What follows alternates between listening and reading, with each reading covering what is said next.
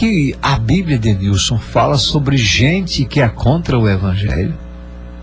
Será que fala, hein? Fala sim. Então vamos ver aqui o que é que a Bíblia diz sobre gente que é contra o Evangelho do Senhor Jesus Cristo. Tem gente contra o Evangelho? Tem.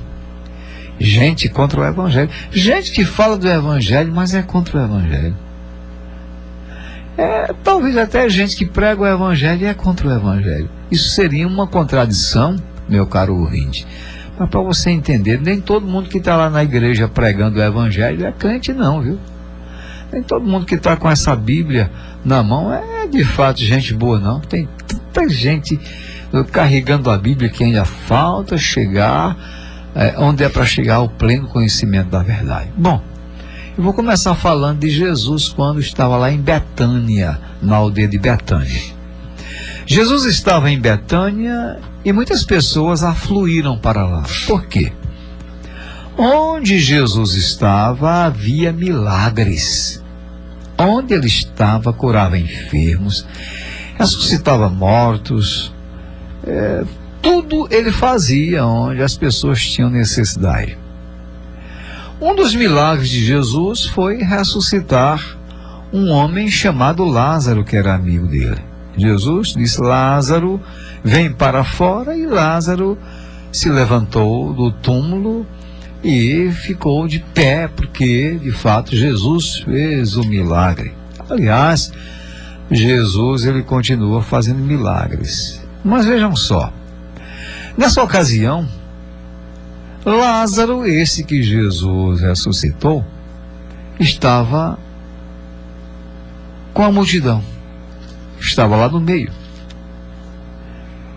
Estava lá em Betânia, nessa ocasião em que Jesus chega, Lázaro, a quem Jesus havia ressuscitado. Mas preste bem atenção, meu caro ouvinte. Os principais sacerdotes, homens que deveriam dar exemplo dos milagres de Jesus, homens que deveriam falar de bem dos milagres de Jesus, esses homens resolveram matar a Lázaro. Ora, Jesus ressuscitou, mas esses homens quiseram matá-lo. Que coisa!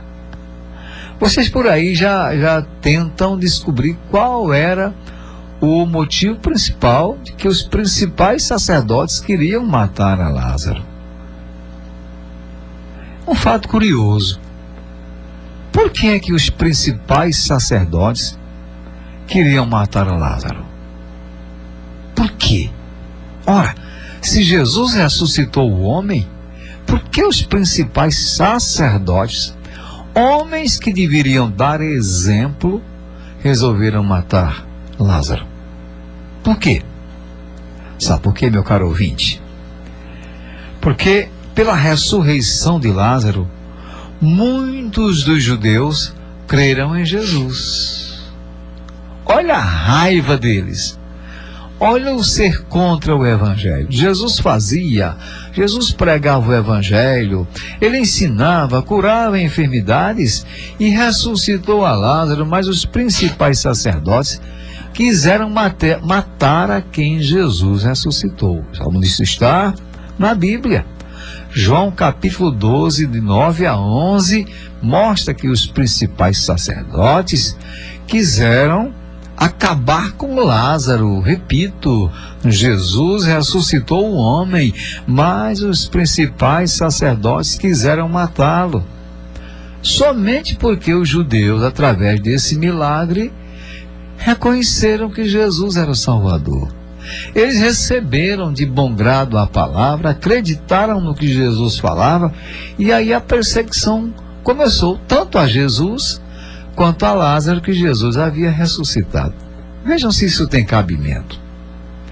Comparando com os dias atuais, os dias de hoje, a coisa não é diferente, viu, meu caro ouvinte? Quando o Evangelho verdadeiro é pregado, É possível que muitas pessoas creiam no momento e cheguem ao pleno conhecimento da verdade de Cristo. Quando você está pregando um evangelho que não é costume da sua igreja, não é uma coisa qualquer, não é uma coisa pesada para os homens, porque evangelho não é peso para os homens, não. A Bíblia nos mostra que evangelho é poder de Deus para a salvação de todo o que crê. E é possível que uma pessoa, quando escute um evangelho puro, na hora ela venha a reconhecer que aquilo ali é verdade e chegue aí a aceitar esse evangelho que a gente prega. A nossa intenção é pregar o evangelho, não é para as palavras ficarem soltas no ar, não. É justamente para você chegar ao pleno conhecimento da verdade e receber salvação também. Mas aí, meus caros ouvintes, aqueles que são contra essa verdade, prestem bem atenção a isso. Aqueles que são contra a verdade que a gente prega, e eu digo que é verdade absoluta, ela não é mais uma verdade, não. Ela é a verdade absoluta. Evangelho é verdade absoluta. Quando os contra escutam a mensagem do Evangelho, eles tentam a todo custo abafar, para que essa voz do Evangelho não se prolifere. É verdade. Nós estamos pregando a palavra de Deus aqui neste momento, mostrando a realidade acerca de salvação, mostrando que Jesus é quem salva. Mas, por exemplo, tem alguns que num horário como esse, ao invés de se renderem ao Evangelho do Senhor Jesus, eles trocam de emissora para ouvirem qualquer coisa. Eles querem ouvir tudo, mas não querem ouvir o Evangelho. É como a Bíblia diz que essa verdade vai chegar a dar coceira nos ouvidos das pessoas que não querem ouvir. Essa é que é a verdade. O ouvinte que está me escutando é muito inteligente, o ouvinte que nos acompanha aqui há muitos anos nessa emissora, é muitos anos que nós estamos aqui propagando esta palavra, essa palavra que é vida, a palavra que é de fato verdade absoluta. Tem muita gente que tenta abafar em determinados locais. São filhos que não querem que os seus pais sigam a Cristo, e em outros lugares são pais que não querem que seus filhos, ou filhos não querem que pais, e vice-versa, sigam a Cristo, e tentam abafar essa mensagem, para que essa verdade que a gente está pregando não se prolifere. Mas a palavra de Deus vai se proliferar, que alguém queira ou não, que seja proibido ou não, vai se proliferar sim.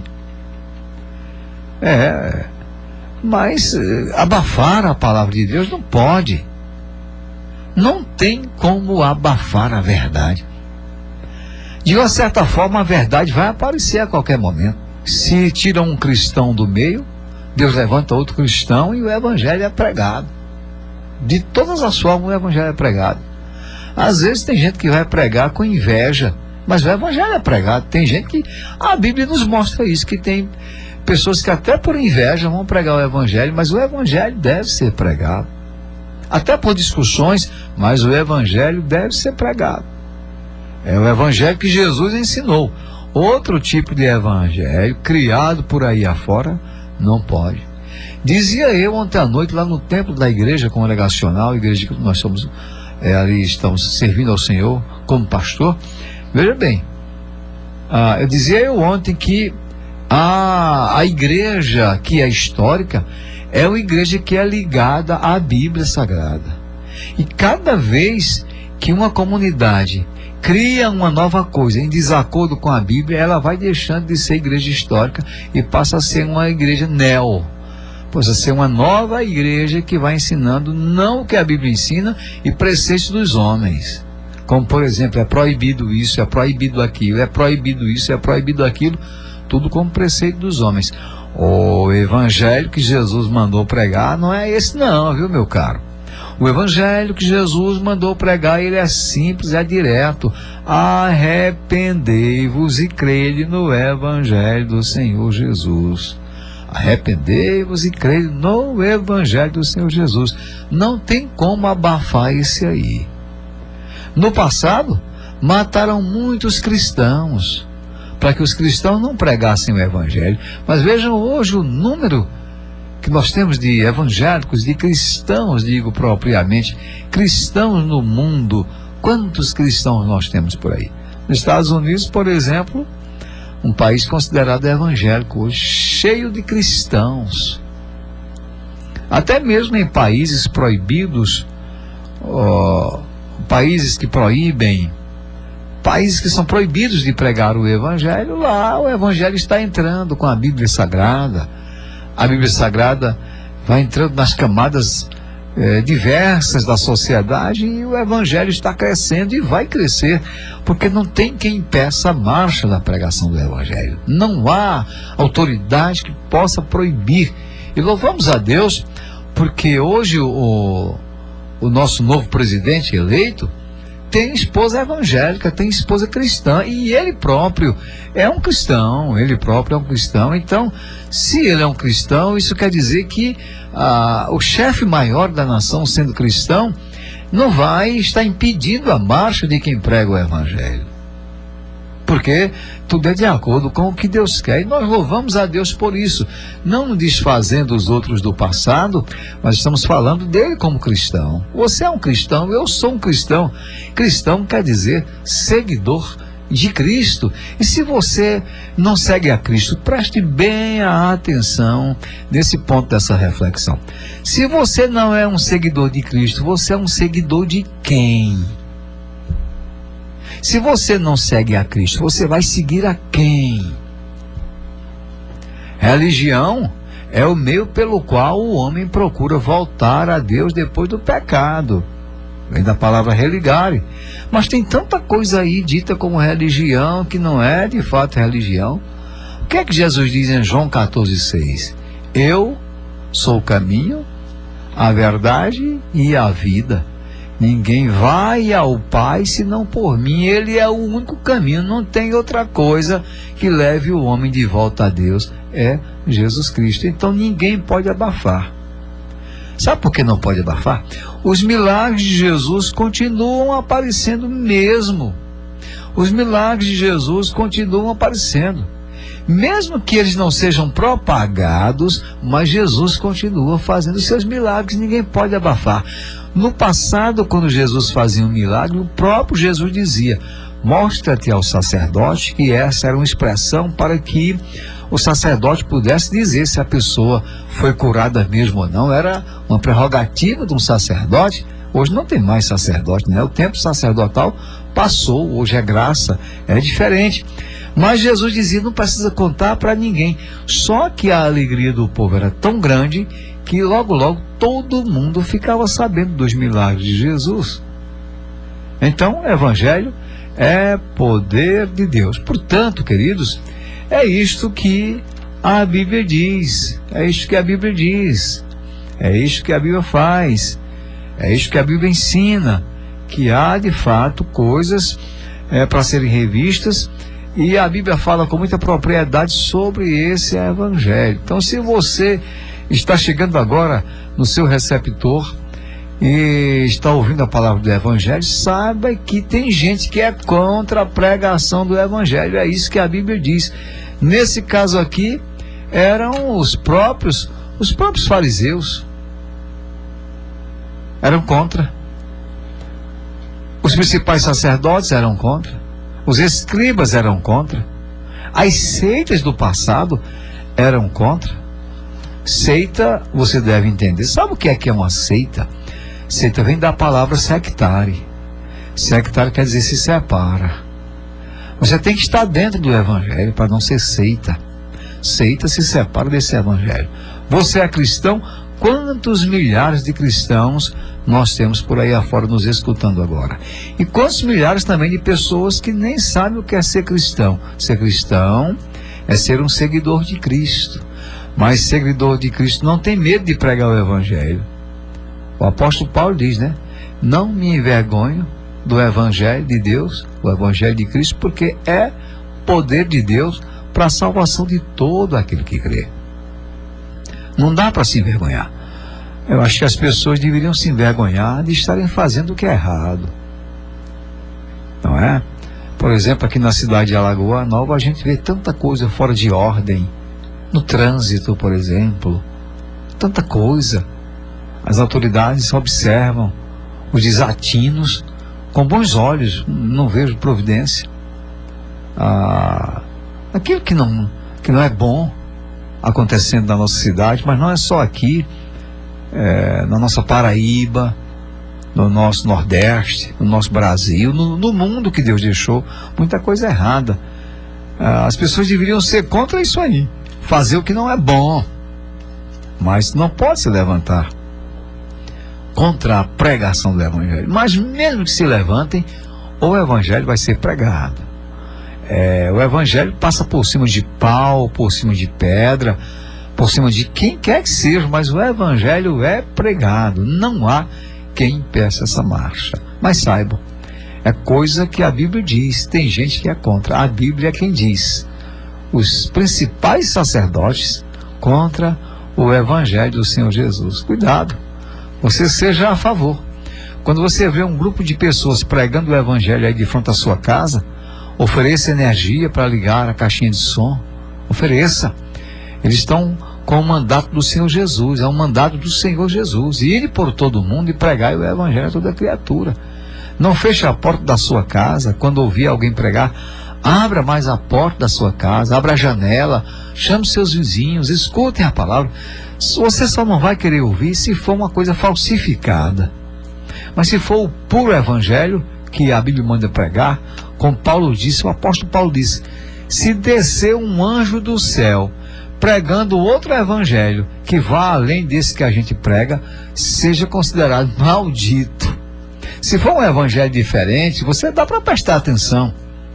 Se você que já é um cristão vê o que é um Evangelho verdadeiro, se for Evangelho verdadeiro, chame mais pessoas para ouvir a palavra de Deus.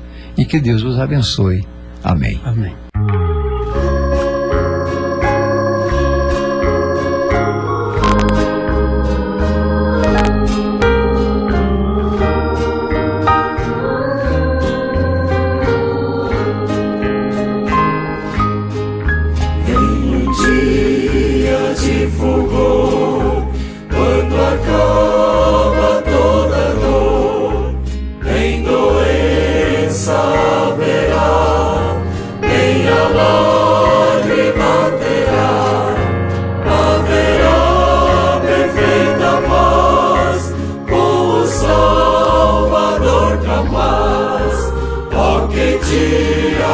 Dia de glória será. Oh, que dia será quando o Salvador voltar. Poderei contemplar quem morreu pra me salvar. Ele me tomará a mão e me guiará então. Oh, que dia de glória será.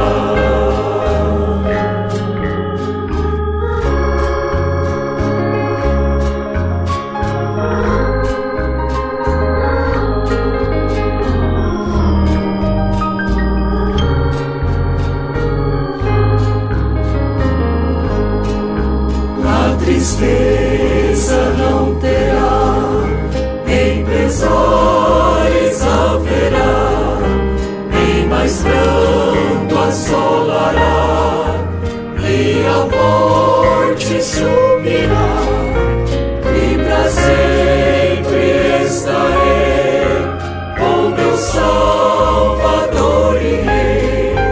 Oh, que dia de glória será. Oh, que dia será quando o sol